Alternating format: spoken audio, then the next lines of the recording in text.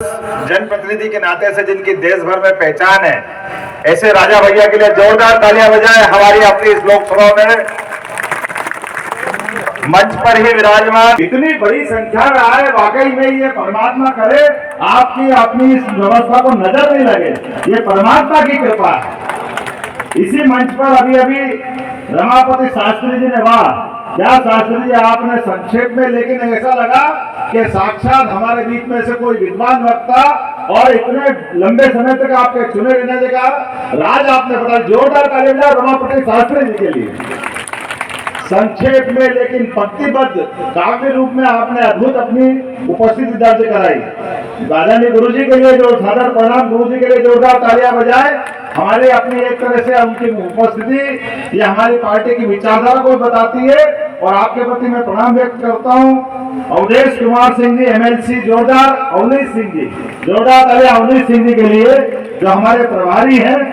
हमारे एमएलए अवधेश कुमार जी, विनय कुमार जी, राम प्रताप जी, प्रभात वर्मा जी और पटेल साहब, समस्त पदाधिकारीगण और आप सब, बहुत देर हुई है लेकिन मेरे को बैठे बैठे आपने सबने जिस प्रकार से यहाँ उपस्थित दिखाई, सच मानो मुझे लग रहा था कि मैं कहाँ से चल के आया हूँ और सभा दोपहर में है, तो थोड़ा मन में शंका थी, संशय था कि हो सकता दोपहर की सभा इतनी भीषण गर्मी में बगैर चुनाव के माहौल के हो जाए, ये बहुत बड़ी चुनौती थी। लेकिन आपने दिल खुश कर दिया, जोरदार तालियां बजाए। हमको लग रहा है कि ये हमारा वर्तमान के समय का मोदी जी का और योगी जी का युग चल रहा है। ये डबल इंजन की सरकार ऐसे ही नहीं कहते, हमको सबको मालूम है। बॉर्डर और बॉर्डर के उस पार मोदी और उत्तर प्रदेश के अंदर योगी दोनों अपना कमाल दिखा रहे हैं। जोरदार तालियां बजाए, जिसके आधार पर पूरे देश में भारतीय जनता पार्टी की बयार चल रही है। मैं जहां से आता हूं वो बाबा महाकाल की नगरी है और बाबा महाकाल की नगरी हम सबको कई कारणों से बड़ी महत्व की भी है। और आपका ये क्षेत्र अयोध्या के पास का लगा हुआ क्षेत्र है। हमारा और आपका 2000 साल पुराना भी एक संबंध है। 2000 साल पहले ये जो बाबर ने हमारा ढांचा ध्वस्त किया, जिस भगवान जिसको ढांचा कहते थे, लेकिन बाबा महाकाल की नगरी से चल करके सम्राट विक्रमादित्य ने जो मंदिर बनाया था 84 खंभों का, काले कसौटी खंभों का, वो जो हमारे बीच में जो अपने सीने पर पत्थर रख करके जो 500 साल हमारी लगातार एक के बाद एक पीढ़ियों ने निकाले, इस कलंक को धोने वाली पवित्र धरती आपकी है, जिसके माध्यम से हम वापस गौरवशाली इतिहास उसको जीवंत करते देख रहे हैं, जो बाबा महाकाल से आपका संबंध जोड़ता है। और 5000 साल पहले आपके इसी उत्तर प्रदेश से एक बालक ने बड़ा पराक्रम किया, लेकिन उत्तर प्रदेश के लोग और कितना बड़ा मन वाले हैं, शिक्षा व्यवस्था के बारे में क्या सोचते हैं, ये हमारे 5000 साल पहले का इतिहास भी ध्यान में आता है। 5000 साल पहले इसी उत्तर प्रदेश की धरती से कंस ने अपने शासन के माध्यम से कुशासन के सारे कीर्तिमान तोड़ दिए।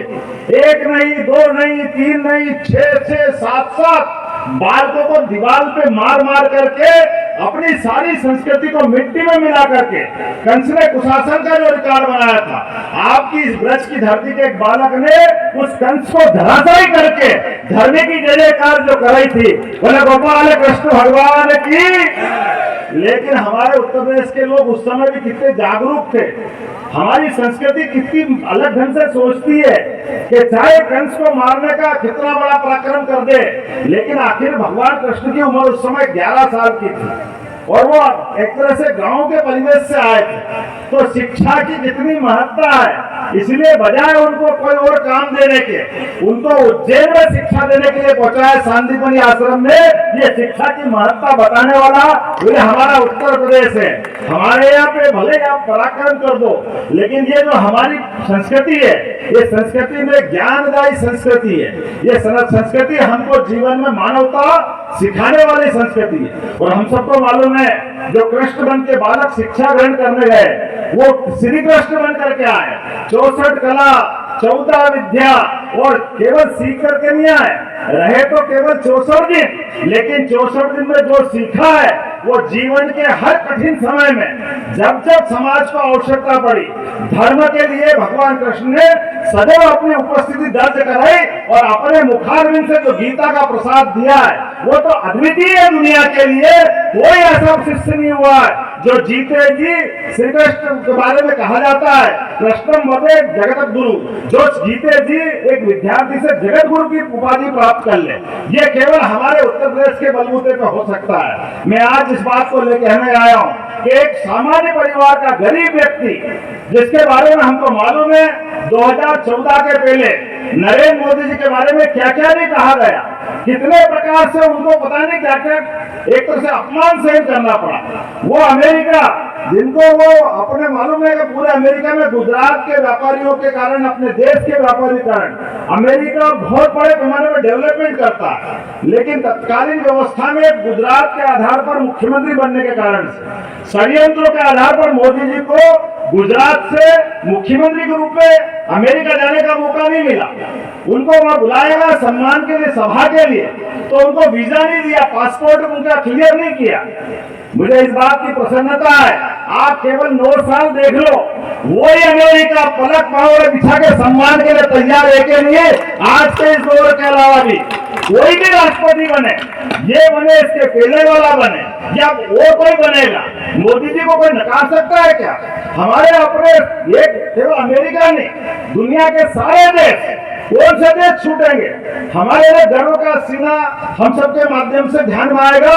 2014 के पहले बॉर्डर के ऊपर भारतीय सैनिक जो बेचारे हर मौसम में अपनी जान की बाजी लगा करके ड्यूटी देते हैं, चाहे सियाचिन को हड्डियां गलाने वाली बर्फ हो, वहां पर भी नौकरी करते हैं, वहां भी राष्ट्र सेवा करते हैं, लेकिन ऐसे माहौल के बाद पड़ोस के पाकिस्तान के लोग अपनी बॉर्डर पे आते हैं, अपने सैनिक के सिर काट लेते हैं और फुटबॉल की तरह लात मार करके पूरे देश का अपमान करते हैं। लेकिन दुर्भाग्य के साथ कहना पड़ता है, हमारी तत्कालीन कांग्रेस की सरकार उनको कानों में जू नहीं रेंगती, उनको असर नहीं होता, सैनिक अपनी जान से जा रहा है, पूरे देश का अपमान हो रहा है। ऐसे अपमानजनक क्षण में भी हमारा सीना और हमारा खून एक तरह से गर्म होकर निकलने वाली स्थिति में आता है, लेकिन इनको किसी को फर्क नहीं पड़ता है। आज पाकिस्तान करके देख ले, उसको घर में घुस के मारने वाला अगर कोई व्यक्ति है तो हमारे साथ एक बार नहीं 2-2 बार हम सब के लिए,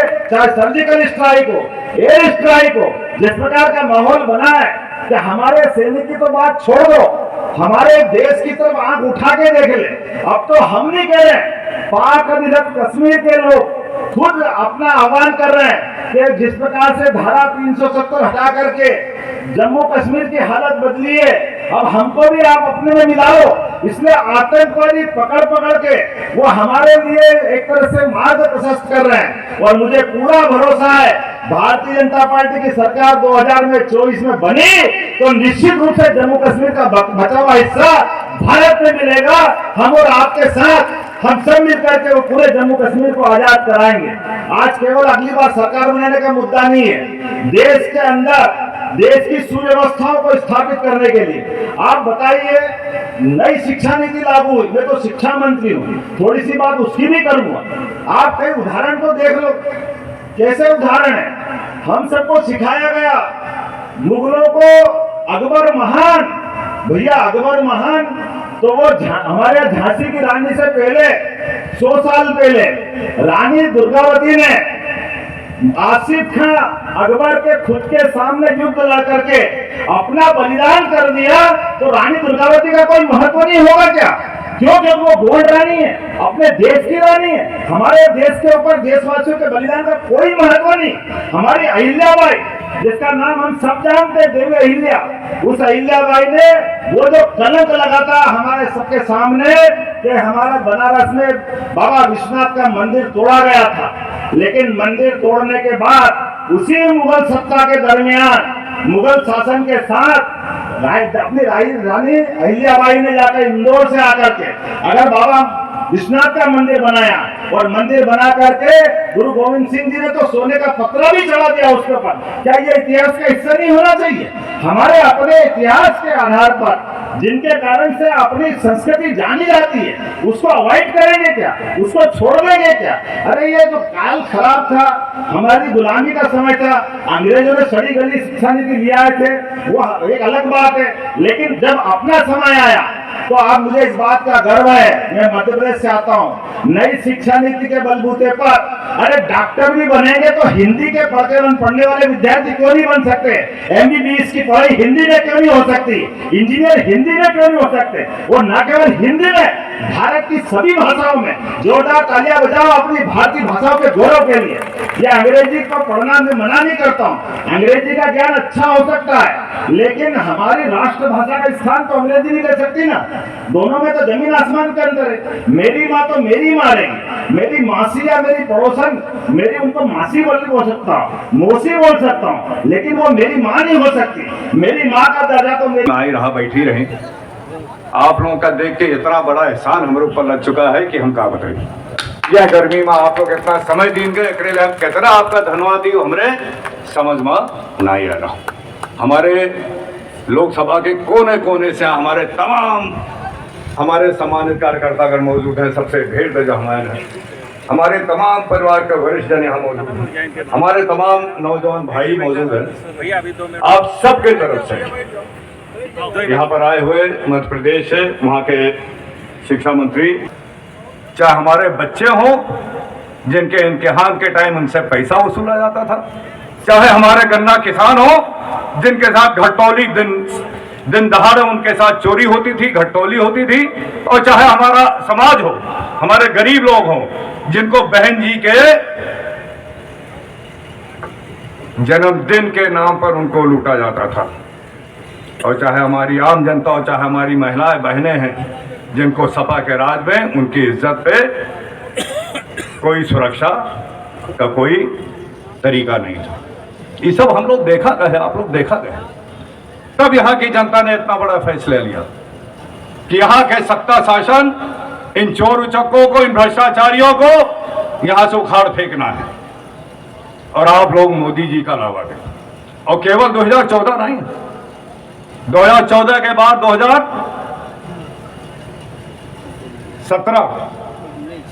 2017 के बाद 2019, 2019 के बाद 2022, कितनी बार? यह आप लोगों के देन है, यह हमारे बहादुर कार्यकर्ताओं की देन है, जो दिन रात, चाहे चुनाव हो चाहे ना चुनाव हो, आप लोग दिन रात लगे रहते हैं अपने इस परिवार के बीच में, गिनाते हैं कि उपलब्धियां हमारे सरकार की इस 9 साल में क्या क्या हुई हैं। यह हमारी जनता की देन है, जिन्होंने समझा कि इस देश को आगे ले जाने के लिए नरेंद्र भाई मोदी और हमारे प्रदेश को आगे ले जाने के लिए आदरणीय योगी जी के अलावा और क्यों है नहीं। और जैसा कि आज आप इतने गर्मी में आप लोग आए हो है, मेहनत की हो है, और इतनी बड़ी संख्या के साथ आप लोग हमारे मुख्य अतिथि जी का उत्साह आपने बढ़ाया है। हमारे सम्मानित मंच से जितने भी हमारे आदरणीय नेतागण हैं, हमारे भारतीय जनता पार्टी के सम्मानित पदाधिकारी गण हैं, हमारे जिलाध्यक्ष महोदय हैं, आप सबका उत्साह बढ़ाओ एक ले लें, पुनः आपका धन्यवाद देना चाहिए था। लेकिन सफर अभी हम लोगों का खत्म नहीं भरे, अभी तो बहुत आगे जाएगा। हम लोगों ने इस देश को मिटने से बचाया, हम लोगों ने इस देश को झुकने से बचाया, और आपके ताकत के बदौलत आदरणीय मोदी जी ने इस पूरे विश्व में हमारे हिंदुस्तान का नाम रोशन करने का काम किया है, जो आप लोगों की ताकत है। चाहे पाकिस्तान का आतंकवादी का जवाब दे